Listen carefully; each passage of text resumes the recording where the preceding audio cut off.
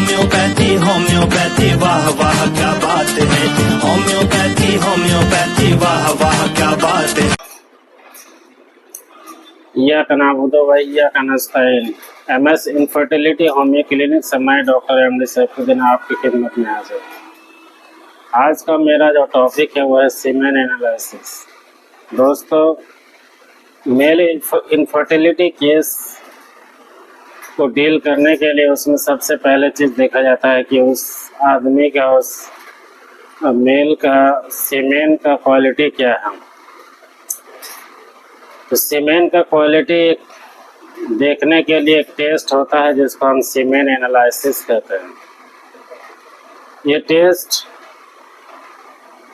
किया जाता है ये देखने के लिए कि सीमेन के अंदर स्पर्म जो होता है, कीटाणु जो होता है, उसका क्वालिटी क्या है, उसका मॉर्फोलॉजी क्या है, उसका काउंट क्या है, जब पर एजाकुलेशन सीमेन कितना निकलता है, उस सीमेन में कितना स्पर्म रहता है, ये सारा चीज़ देखने के लिए टेस्ट किया था सीमेन एनालिसिस। तो सीमेन एनालिसिस टेस्ट में सबसे पहले देखा जाता है कि सीमेन का कितना वॉल्यूम में सीमेन आता है। तो उसका नॉर्मल वॉल्यूम जो देखा जाता है उसमें 1.5 ml, कम से कम 1.5 ml पर एजाकुलेशन आना चाहिए। अब उस 1.5 ml में कितना स्पर्म होना चाहिए, कीटाणु जो है वो कीटाणु कितना होना चाहिए। तो टोटल स्पर्म काउंट 30 मिलियन पर एजाकुलेशन होता है। एक एजाकुलेशन में एक बार बिस्तरी करने के बाद जितना सीमेन निकलता है, उस सीमेन में कम से कम 39 मिलियन स्पर्म होना चाहिए, कीटाणु होना चाहिए। उसके बाद स्पर्म कंसंट्रेशन कितना होना चाहिए 1 ml में, 15 मिलियन पर ml। 1 ml में 15 मिलियन होना चाहिए। इसके बाद है इस टोटल स्पर्म मोर्टेलिटी क्या है। स्पर्म का मोर्टेलिटी 40 होना चाहिए, 40। उसके बाद प्रोग्रेसिव स्पर्म मोर्टेलिटी क्या है। तो प्रोग्रेसिव स्पर्म मोर्टेलिटी कम से कम 32 होना चाहिए। सीमेन का वाइटलिटी 58 होना चाहिए। स्पर्म का मॉर्फोलॉजी 4 होता है। स्पर्म का मॉर्फोलॉजी 4 होता है। स्पर्म का पीएच वैल्यू जो है, पीएच वैल्यू एक मात्रा होता है जो एसिडिक है कि बेसिक है, वो चीज़ देखने के लिए उसका वॉल्यूम ये देखा गया है। तो 7.2 होना चाहिए पीएच वैल्यू। स्पर्म का 7.2 होना चाहिए।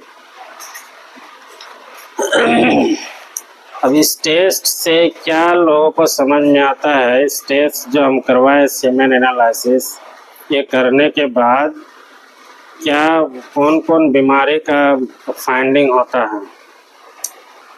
एक बीमारी है जिसको बोलते हैं एस्पर्मिया। एस्पर्मिया कहने का मतलब है कि सीमेन जो पर एजाकुलेशन निकलना चाहिए 1.5 ml, वो सीमेन निकलता ही नहीं है। तो इसको हम क्या बोलेंगे, एस्पर्मिया।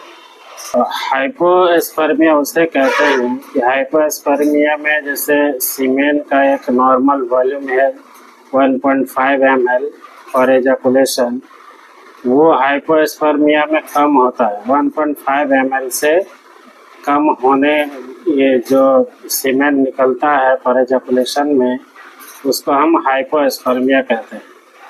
दूसरा बीमारी इसका एक डिजीज होता है जो एंजियोस्पर्मिया बोलते हैं। अब एंजियोस्पर्मिया है क्या, एंजियोस्पर्मिया है क्या, जिसमें जो सीमेन पर एजाकुलेशन निकलता है 1.5 ml, उसमें कीटाणु ही मौजूद नहीं रहता है। उसको हम क्या बोलते हैं, एंजियोस्पर्मिया। अब बिना कीटाणु के जो सीमेन निकलता है उसमें अगर कीटाणु ही नहीं है तो कोई मतलब का नहीं, उससे फर्टिलाइज नहीं हो सकता है। तो उसको हम क्या बोलते हैं, एंजियोस्पर्मिया। एक दूसरा और कंडीशन है, दूसरा बीमारी है जिसको हम बोलते हैं ओलिगोस्पर्मिया। अब ओलिगोस्पर्मिया है क्या,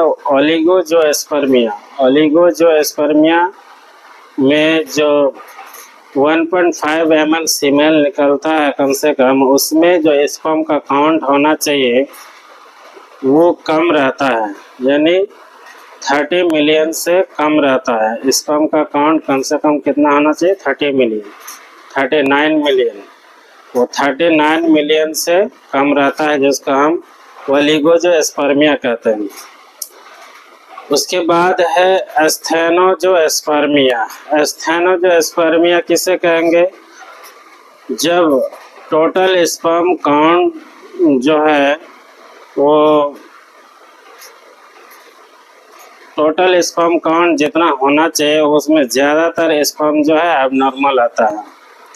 अब एबनॉर्मल कहने का मतलब उसका कोई पूंछ नहीं होगा, किसी का सर नहीं है, किसी का बॉडी नहीं है, मरा हुआ है, फसल है, इस तरह का चीज़ है, उसको हम बोलते हैं एस्थेनोजोस्पर्मिया। उसके बाद टेराटोजोस्पर्मिया ज़्यादातर स्पर्म का जो मॉर्फोलॉजी है वो एबनॉर्मल होता है। अब मॉर्फोलॉजी तो उसका हम बताएं कि उसका मोर्टेलिटी रेट, उसका पीएच वैल्यू, सीमन का ये काउंट, नॉर्मल काउंट, उसका वॉल्यूम कितना होना चाहिए, सारा चीज़ एबनॉर्मल रहता है। उसके बाद ओलिगोएस्थेनोट्रेटोजोस्पर्मिया, एक टाइप है, बीमारी है ओलिगोएस्थेनोट्रेटोजोस्पर्मिया। इसमें आके कि उसका स्पर्म का जो है सारा उसका मॉर्फोलॉजी, वॉल्यूम, शेप, साइज सारा कुछ एबनॉर्मल रहता है। उसके बाद है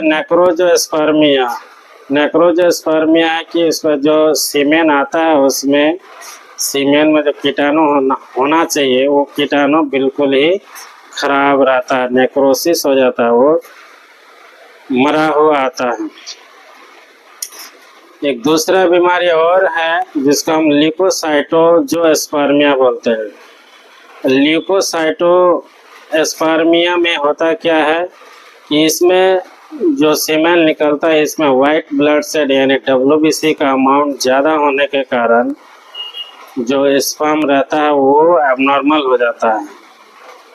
ये सारा सीमेन एनालिसिस से हम पता कर सकते हैं ये बीमारी कि क्या क्या बीमारी है इसको, और जिसके कारण से इनफर्टिलिटी कॉज किया है, वो कभी बच्चा पैदा नहीं करने का क्षमता जो है उसका खो जाता है, जिसको हम मेल इनफर्टिलिटी बोलते हैं। तो उसमें से एक बड़ा कारण ये है कि सीमेन जो है या सीमेन में जो स्पर्म है उसका शेप साइज सही से ना होना, ये सारा कारण था। आज के लिए इतना ही। मेरा क्लिनिक है लहरा चौक किशनगंज में और मेरा मोबाइल नंबर है 8084546073। अगर आप मुझसे मिलना चाहते हो तो इस नंबर पर कांटेक्ट करें और मेरे वीडियो को देखें और सब्सक्राइब करें। आज के लिए इतना ही। अल्लाह हाफिज़।